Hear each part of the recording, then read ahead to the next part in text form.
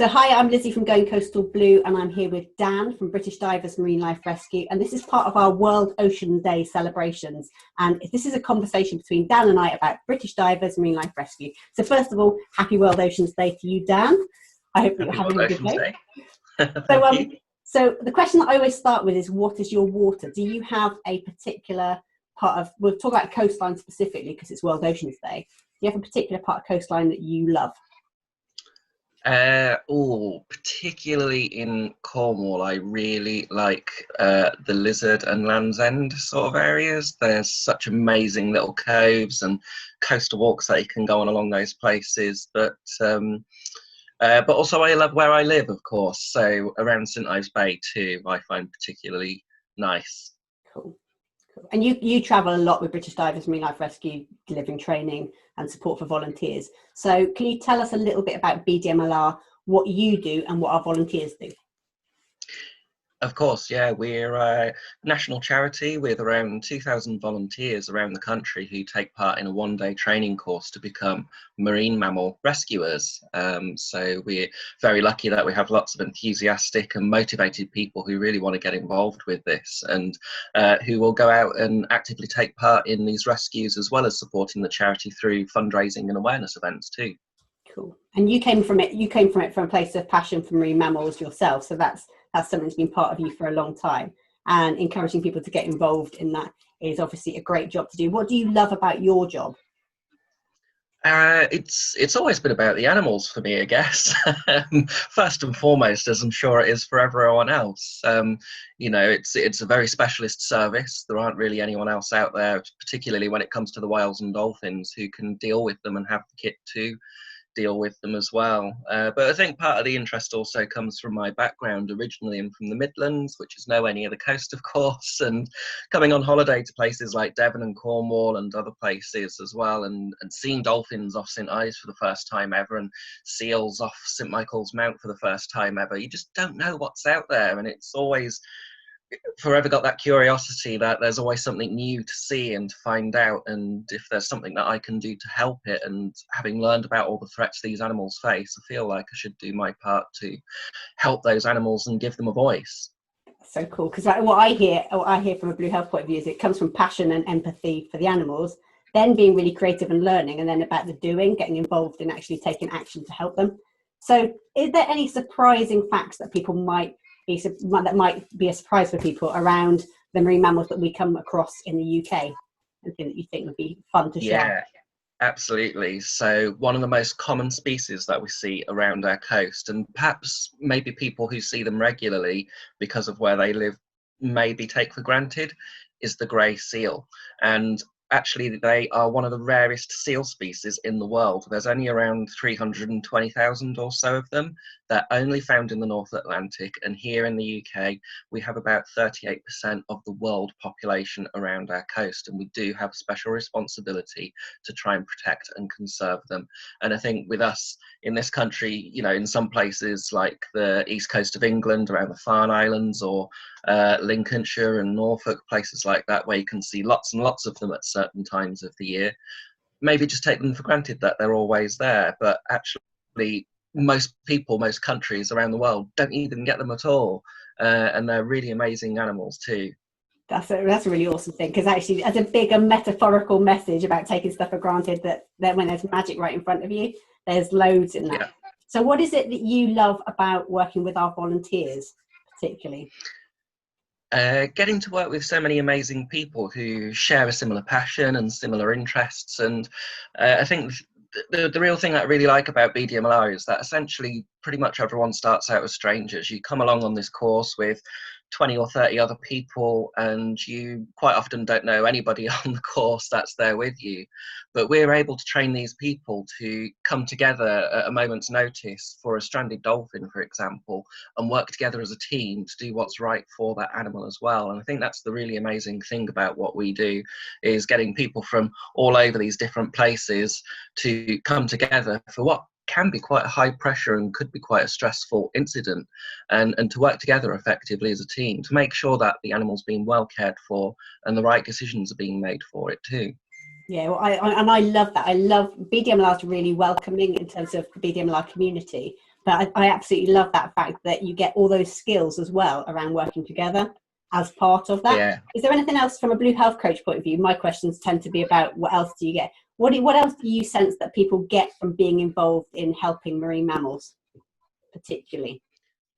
I'm sure there's lots and lots of things out there, but I'm sure some of the main ones are having the physical ability to actually do something, that's recognizable, that's achievable, and that sense of achievement when you do get to go out to something can help that particular individual animal as well. Especially if you're able to refloat a dolphin, which of course doesn't always happen.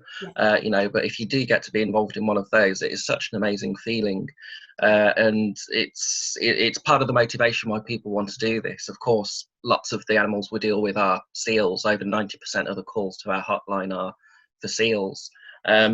And for me myself, part of the attraction is actually getting out and going to see places that I've never been to before, that I would never have known about or found on my own if I had not been involved in this, and seeing such beautiful parts of the coast and such beautiful animals at the same time as well. I would never have seen all of these things had I not been involved with BDMLR from the start. And I'm sure that's a similar thing for many other people as well, is getting out on the coast, physically being an active part of protecting and conserving it, and the animals that live in it too.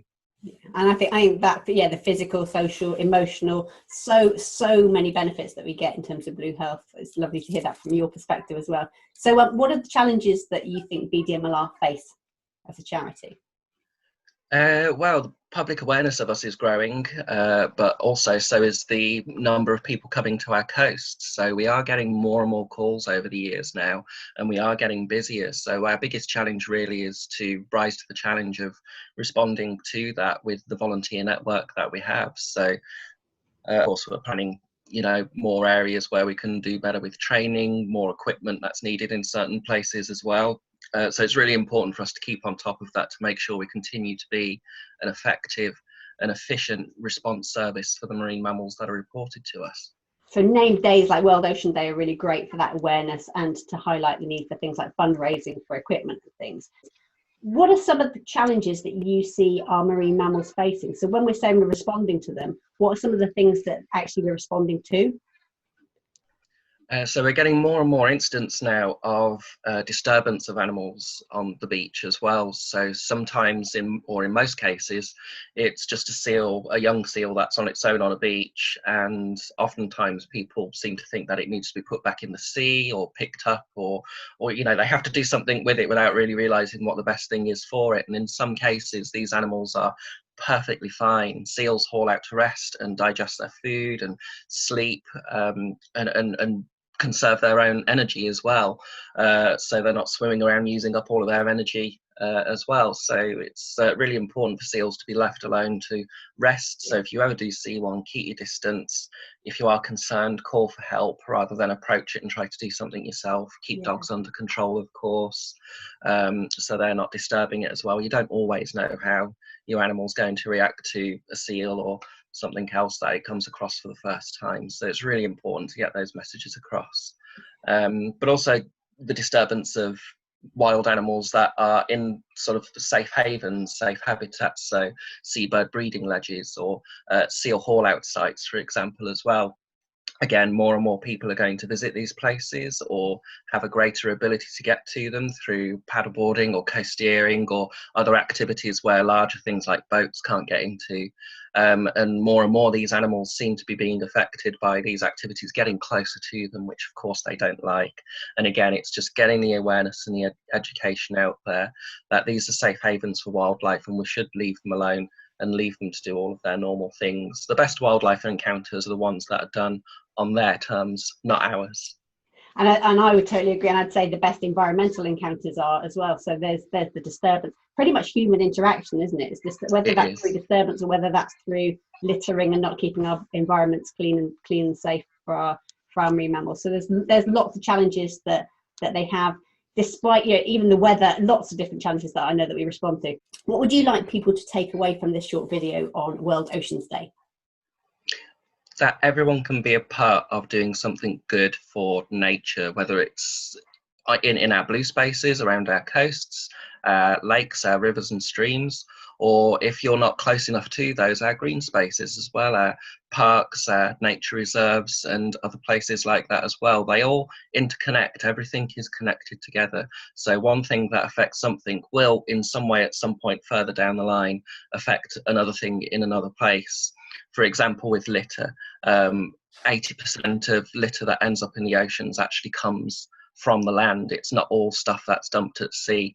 And in many cases, this could be litter that is dropped in the street, that blows into a stream, that goes down river and is washed out into the ocean. And this is where the majority of it comes from. So getting people to understand where these issues start from, and that everyone can be a part of trying to help protect and conserve our oceans, particularly when it comes to marine litter.